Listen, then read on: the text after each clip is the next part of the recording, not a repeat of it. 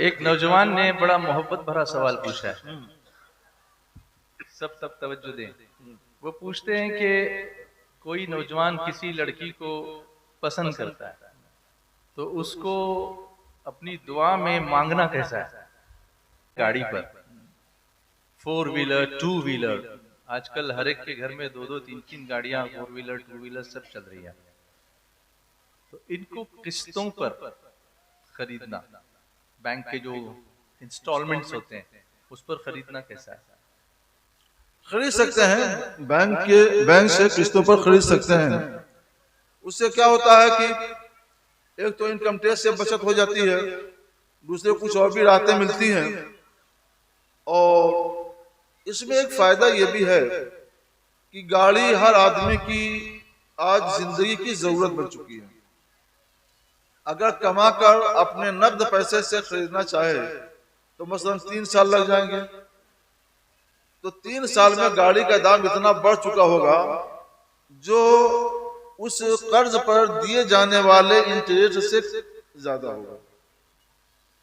मसलन गाड़ी का दाम बढ़ गया 20,000 और 3 साल में जो इंटरेस्ट देगा वो ज्यादा से ज्यादा होगा 10,000। तो 10,000 दे करके 20,000 का अपना बचा रहा है वो, तो इसमें उसका फायदा है, नुकसान नहीं है जी। तो उसका अपना भी फायदा है, हुकूमत का भी भला है। तो जो काम सबके भले का वो आप कर सकते हैं। जी। एक नौजवान ने बड़ा मोहब्बत भरा सवाल पूछा है। सब तब तवज्जो दें।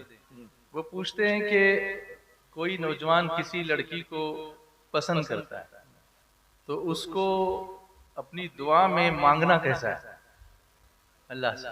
अच्छा, दुआ करे कि मैंने कैसे हो जाए और उसके लिए मन्नत मानना कैसा है।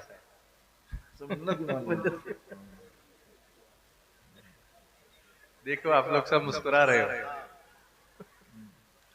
दुआ कर सकता है जी। मिन्नत मानना चाहे मिन्नत मांग सकता है, लेकिन इससे आगे नहीं बढ़ना चाहिए। इसकी भी एक हद है जी। उस हद तक कर सकता है। रोजा रख सकता है, रोजा रख करके दुआ कर ले, अच्छा। दुआ मकबूल होगी। तो ये सब कर सकता है, मगर इसके लिए जरूरी है कि वो उस लड़की का माल, उसका नान नफका और रिहाइश का इंतजाम इन सब के करने पर वो कादिर हो, उसके हुकूक को अदा कर सके, तो ये कर सकता है। नेक बीवी ये अल्लाह की नेमत है। सुभान अल्लाह, सुभान अल्लाह। नेक बीवी अल्लाह की नेमत है। अगर नेक बीवी है और इसलिए वो मिन्नत मान रहा है, रोजे रख रहा है, दुआ कर रहा है, तो कर सकता है। इसके लिए उसको इजाजत। जी। हज़रत एक सवाल हुबली के इज्तिमा में मैंने आपसे पूछा था बिस्सी के ताल्लुक से। हाँ, आया था सवाल। और यहाँ भी लोगों ने इसरार किया कि उसको यहाँ पूछा जाए। तो उसमें आपने जो फरमाया था वहां पर सवाल में ये आया था कि बिस्सी में 20 लोग शरीक होते हैं, जो भी अमाउंट वो मुकर्रर करते हैं उसमें 20 महीने के अलावा 1 महीना एक्स्ट्रा वो अमाउंट निकालते हैं और वो पहली बिस्सी जो निकलती है वो एक शख्स उठाता है जो उसका सब कामकाज देखता है। यहाँ लोगों ने मजीद इस पर इजाफा यह किया कि पहली नहीं वो आखिरी लेता है, आखिरी बात। तो इसमें जवाज की सूरत क्या है और कौन सी चीजें ऐसी हैं जो नाजायज है बिस्सी के कारोबार में। ये एक बिस्सी, 1 महीने की बिस्सी जो उसको दी जाती है बिस्सी चलाने वाले को, ये उसके लिए उजरत है। जी। उजरत मजदूरी नकद भी हो सकती है, उधार भी हो सकती है और पेशगी भी हो सकती है। तो पहले भी देना जायज है और आखिर में भी देना जायज है और दरमियान किसी महीने में भी देना जायज है। इसमें कोई हरज नहीं है, लेकिन बिस्सी को हलाल होना चाहिए कि जितने रुपए पहले महीने में या दूसरे महीने में जमा हुए एक को मिले तो उतने रुपए दूसरे को मिले, तीसरे को मिले, इसी तरह से हर एक को रुपए मिलते रहना चाहिए। और ऐसा ना हो कि किसी से उसमें नफा लिया जाए। नफा लेंगे तो सूद होगा, नफा लेना देना नहीं होगा। जितना जमा हुआ उतना उसको दे दिया जाए। तो ये एक तरह से बाहमी ताउन होगा और इस बाहमी ताउन के लिए इजाजत है। खामोशी इख्तियार करें प्लीज। सब मिलकर दुरूद शरीफ पढ़ लीजिए। सल्लल्लाहु अलैहि वसल्लम। सलातु व सलामुन अलैका या रसूल अल्लाह। बेटी को वरासत में कुछ न देना और मांगने पर बाप और भाई का बेटी से और बहन से ये कहना कि तुम्हारी शादी में जो हमने खर्च किया है वही तुम्हारा वरासत का हिस्सा है, ऐसा करना कैसा है? ये गलत है। कोई अपनी तरफ से अपनी मर्जी से जो चाहे दे दे, ये उसकी तरफ से हिबा है, तोहफा है, नजराना है। और जो आदमी किसी को तोहफा या नजराना देता है वो उसके किसी हक का मुआवजा नहीं होता, बदला नहीं होता है। तो लड़की का अपना हक बरकरार है। लड़की का हक कुरान ने मुकर्रर किया है, अल्लाह ने मुकर्रर किया है। इसलिए अगर बाप का माँ का इंतकाल होता है तो कुरान ने, अल्लाह ने उसका जो हक मुकर्रर किया है वो हक भाइयों को देना पड़ेगा, ये देना फर्ज है जी। तो एक सवाल डिफरेंट है। आज मैं कुछ देर पहले कुछ उलमा बैठे थे, उनसे गुफ्तगू कर रहा था, तो उन्होंने कहा कि ये छोटे बड़े बूढ़े जवान सब इसमें मुलविस होते जा रहे हैं और उसको पूछना जरूरी है। इसकी ज़्यादा तफसील मेरे पास नहीं है, तो जब मैं सवाल करूंगा तो उलमाए किराम अगर इसके ताल्लुक से कोई ज़्यादा तफसील हो तो वो बता सकते हैं। वो है एक एप्लीकेशन के बारे में जिसको कहते हैं ड्रीम 11। ड्रीम 11 उसमें ये होता है कि जो गेम्स होते हैं उसकी टीम बनती है। क्रिकेट है समझ लीजिए, तो जो लोग होते हैं अपनी तरफ से टीम बनाते हैं और वो टीम जब खेलती है तो जो नाम उस, जैसे मैंने कोई टीम बनाई और मैंने जो टीम बनाई बिल्कुल वो जो टीम एक्चुअली खेल रही है उससे मैच हो रही है, तो उसमें जो प्लेयर्स परफॉर्म करते हैं उसके मुताबिक उस निस्बत से इनको पैसे मिलते हैं। और उस स्कीम में शरीक होने के लिए कंपनी की तरफ से एक मोटी रकम ऑफर की जाती है, समझो 1 करोड़ की रकम है, लेकिन उसकी मेंबरशिप के लिए हर फर्द को 500 रुपया इन्वेस्ट करना पड़ता है। हर शख्स 500 रुपया इन्वेस्ट करता है। जो यहाँ सवाल में लिखा है वो इतना ही है। तो इस तरह की स्कीम में शरीक होना और एक तरह का एक गैम्बल ही है कि वो प्लेयर परफॉर्म करेगा या नहीं करेगा, जल्दी आउट हो जाएगा या क्या होगा। हाँ, ये सवाल तो आया, इसमें पूरी बात नहीं लाई गई है। इसमें ये भी होता है जी कि जिसने जो खिलाड़ी मुकर्रर किए थे वो खिलाड़ी कामयाब हो गए, जीत गए, तो उसको लंबी रकम इनाम में मिल जाती है जी। और वो हार गए तो इसको अपनी सारी रकम गंवानी पड़ जाती है। अच्छा, ये भी होता है। ये होता है। हाँ। तो ये जुआ है, खुला जुआ, क़िमारबाजी जुआबाजी है। और जो जुआबाजी क़िमारबाजी शरीयत में हराम है। कुरान ने इसको हराम करार दिया, हराम, और रिस्क करार दिया नापाक। लिहाजा हरगिज़ ऐसा काम न किया जाए और इससे बचा जाए, इससे बचा जाए। अल्लाह हमें सबको बचने की तौफीक अता फरमाए। एक साहब पूछते हैं कि मेरी समझ में ये बात नहीं आती कि सूरह फातिहा के बगैर तो नमाज नहीं होती, तो हम लोग तो जब इमाम के पीछे पढ़ते हैं तो कुछ पढ़ते नहीं है, तो फिर हमारी नमाज कैसे हो जाती है? अच्छा जी। इमाम की क़िरात आपके लिए भी क़िरात हो जाती है। इमाम की ने जो क़िरात की वो आपके लिए भी क़िरात है। हज़रत जाबिर बिन अब्दुल्लाह रज़ियल्लाहु ताला अन्हु से रिवायत है कि रसूलुल्लाह सल्लल्लाहु अलैहि वसल्लम ने इरशाद फरमाया, मन सल्ला खल्फल इमाम फ़क़िरातुल इमाम लहु क़िरा, जिसने इमाम के पीछे नमाज पढ़ी तो इमाम की क़िरात इसके लिए भी क़िरात है। तो मुक़्तदी की नमाज बगैर क़िरात के नहीं हुई, क़िरात के साथ हुई। ये अलग बात है कि इसने इमाम को नुमाइंदा बना दिया तो उसका पढ़ना इसके लिए भी पढ़ना होगा। एक वाक़या मुझे याद आया कि खारजियों की एक जमात ने जो 70 अफराद पर मुश्तमिल थे, इमाम आज़म अबू हनीफा रहमतुल्लाह अलैह को घेर लिया। वो हर नमाज में क़िरात के कायल थे, सूरह फातिहा पढ़ी जाए, क़िरात की जाए। इमाम आज़म रहमतुल्लाह अलैह मुक़्तदी को इमाम के पीछे नमाज पढ़ने से मना करते थे। उन्होंने घेर लिया, आप हमें मुतमईन करें वरना आपका काम हम लोग तमाम कर देंगे। वो सब बोलने लगे, गौगा होने लगा, शो होने लगा। तो इमाम आज़म रहमतुल्लाह अलैह ने फरमाया, देखो तुम लोग 70 हो, हम अकेले हैं, तो ना हम सबकी बात समझ सकते हैं, ना सबको महफूज रख सकते हैं, ना सबका जवाब दे सकते हैं। ऐसा करो कि अपना एक नुमाइंदा मुकर्रर करो, जिसकी बात सबकी बात हो, वो जो कहे सबकी बात मान ली जाए और हम उसको जवाब दें तो ये हमारा जवाब हो जाए। तो कहा ये तो बहुत अच्छी बात है। उन्होंने मुकर्रर कर लिया कि फला आदमी हमारा नुमाइंदा रहेगा और इसकी बात हमारी भी बात होगी। तो इमाम आज़म रहमतुल्लाह अलैह ने फरमाया फिर तो तुम लोगों ने हमारा मसला आसान कर दिया। अगर तुम अपना नुमाइंदा मुकर्रर कर लो तो उसकी बात सबकी बात होती है जी, तो अल्लाह की बारगाह में जिसके मुक्तदियों ने अपना नुमाइंदा बना लिया है जी, तो उसकी क़िरात सबके लिए क़िरात क्यों नहीं हुई?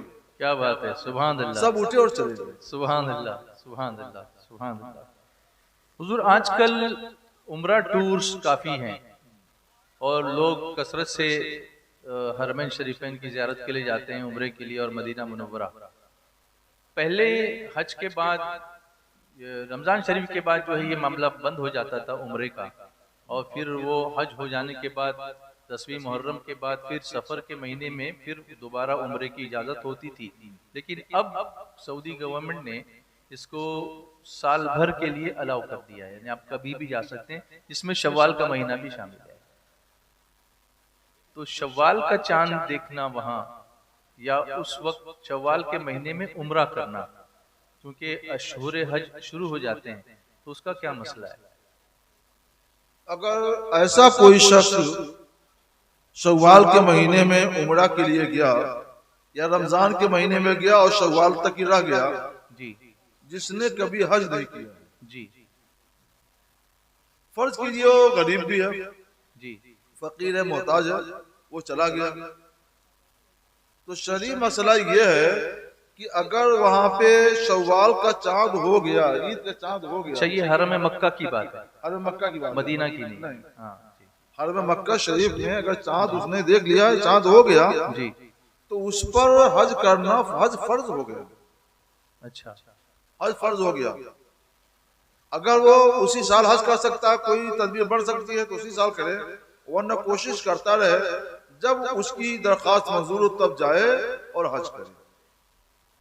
इसलिए अगर कोई जाना चाहता है और उसने हज नहीं किया है, फकीर भी है, मोहताज भी है, तो वो इस महीने का इंतखाब ना करे, अच्छा, और महीनों में जाए, और किसी महीने में चला जाए। जी। तो इस महीनों से हुजूर क्या मुराद है, कौन कौन से महीने?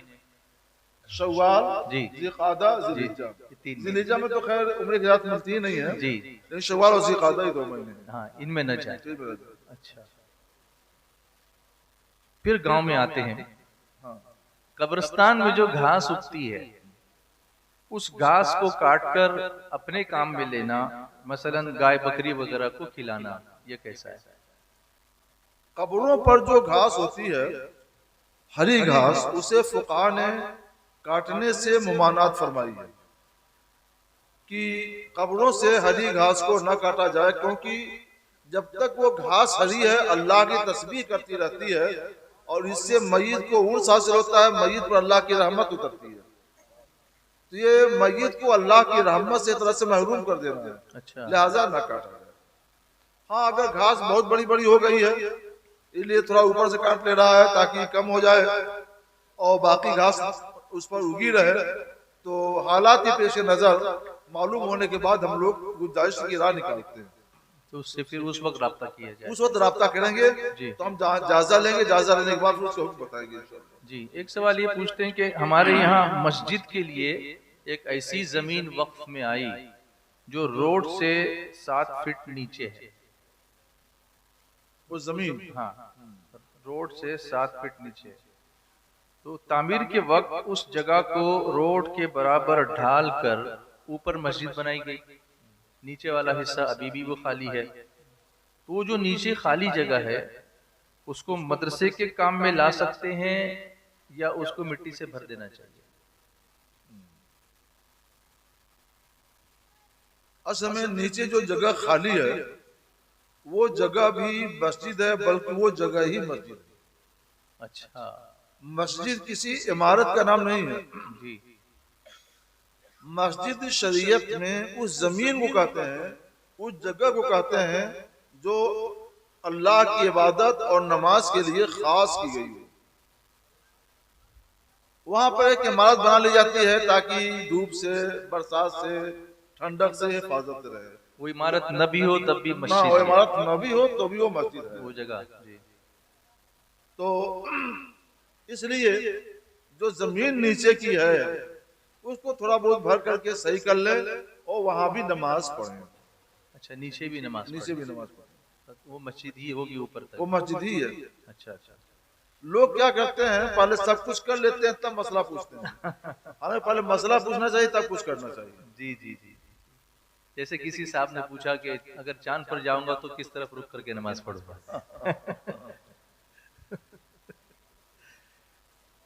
एक साहब पूछते हैं कि बैतुल मुक़द्दस या बैतुल मक़दिस, इसकी तामीर किसने की?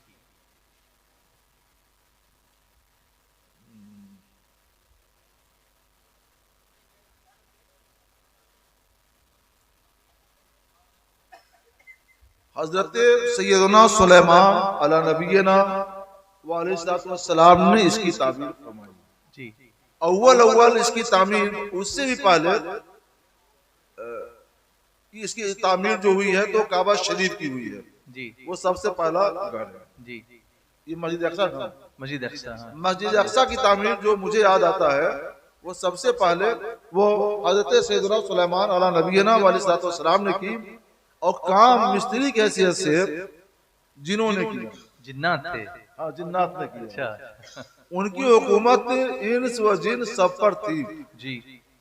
और इनकी वफात बहुत करीब आ चुका था, तो वो जिनों से रात दिन काम लेते थे ताकि जल्द ये काम मुकम्मल हो जाए। जी। ये बाहर असा का सहारा लिए हुए खड़े थे जी। और इसी हाल में इनका विशाल हो गया जी। और उनकी तरफ वो ताक रहे थे, देख रहे थे। जी। जिन्होंने ये समझा कि हजरत खुद ही खड़े होकर हमारी निगरानी कर रहे हैं, हटते ही नहीं है, तो न ये हटते थे न वो हटते थे। अल्लाह अल्लाह, मुसलसल काम में लगे, मुसलसल काम होता रहा। क्या बात है। जब एक साल पूरा हुआ तो काम मुकम्मल हो गया। जी। जब काम मुकम्मल हो गया तो हज़रत सैयदना सुलेमान नबीना अलैहिस्सलाम जमीन पे तशरीफ लाए।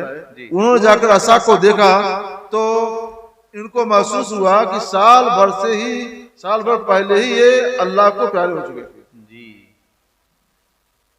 तो उन्हें अफसोस हुआ। इसमें दो बातें अल्लाह ताला ने जाहिर फरमाई हैं। जी। एक तो यह है कि जिनों से भी मस्जिद की तामीर काम लिया जा सकता है। अच्छा, आज कोई ले सकता है क्या? हाँ, ले सकता है, ले सकता है। कोई बात नहीं, जो लोग उसको अपने ताबे कर सकते हैं वो ले सकते हैं, कर सकते हैं। दूसरे ये कि उस वक्त लोगों का एक गुमान ये था कि जिनों को गैब का इल्म होता है। अच्छा। और आज भी लोगों को ये धोखा होता है कि जिनों को गैब का इल्म होता है। जी।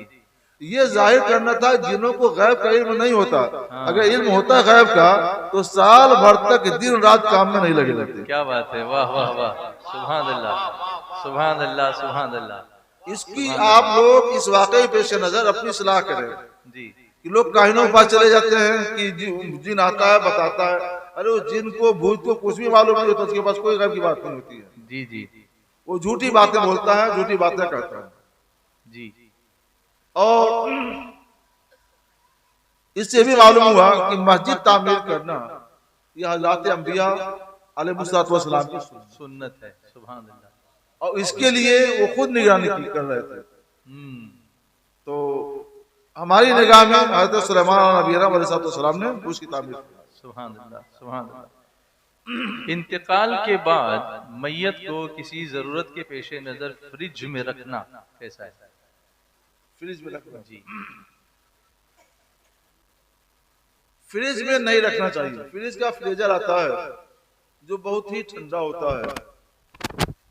उलमा फरमाते हैं कि जिस चीज से, बल्कि हदीस पाक में है कि जिस चीज से जिंदा को ईजा होती है, तकलीफ पहुंचती है, उससे मय्यत को भी ईजा होती है और तकलीफ पहुंचती है। अगर किसी जिंदा को फ्रीजर में रख दिया जाए आधा घंटा के लिए तो बर्दाश्त नहीं कर सकता जी। फिर मय्यत क्यों रखना जायज होगा?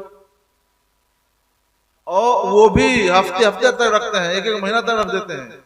ये नाजायज है, गुनाह है। फ्रीजर के इस्तेमाल इसके लिए हरगिज़ नहीं होना चाहिए।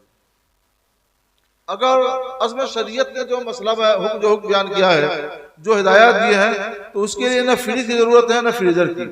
हुक्म यह है कि जहां भी जिसका इंतकाल हो उसको वहीं के कब्रिस्तान में दफन कर दिया जाए और जल्द से जल्द दफन कर दिया जाए। जी।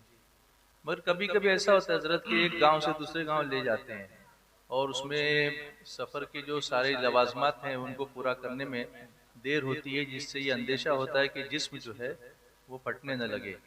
तो उस ये वजह तो से हमारा अपना मामला हुआ ना, जी हमने खुद ऐसा किया, इसलिए जी मय्यत को तकलीफ तो नहीं पहुंचा सकते हैं, जी वो तरीका इख्तियार कीजिए कि जिससे मय्यत को ईजा भी ना हो और मय्यत का जिस्म महफूज भी रहे। मेरे ख्याल में इसके लिए कोई इंजेक्शन भी आते हैं। हाँ, इंजेक्शन लगा लिया जाए, जी वो कर लिया। जी। एक सवाल आज़ाद मैदान वादी नूर में मैंने पूछा था, लेकिन ये मजमा वहाँ नहीं था, तो ये जानना चाहते हैं अच्छा, कि मौजूदा ज़माने में यूट्यूब चैनल से लोग पैसे कमाते हैं। यूट्यूब चैनल से, हाँ, अपना चैनल बना लिया, हाँ, उसको चला लिया, फिर उस पर जितने व्यूज़ आते हैं तो उससे भी पैसे मिलते हैं। इस साल इस वाला आया था। हाँ, ये इस साल सवाल आया था। और उसमें कुछ एडवर्टाइजमेंट्स भी आती रहती हैं, जिसमें बहुत सारी ऐसी बेहयाई की बातें भी होती हैं जो इस्लाम जिसकी इजाज़त आया नहीं था सवाल, देता। ठीक याद ये है। सवाल था, तो ये उसकी वजाहत यहाँ भी फरमा दें। यूट्यूब चैनल बनाना मोबाइल वगैरह पर बच्चे बना लेते हैं और फिर कमाई शुरू कर देते हैं। हम इसकी इजाजत नहीं देते।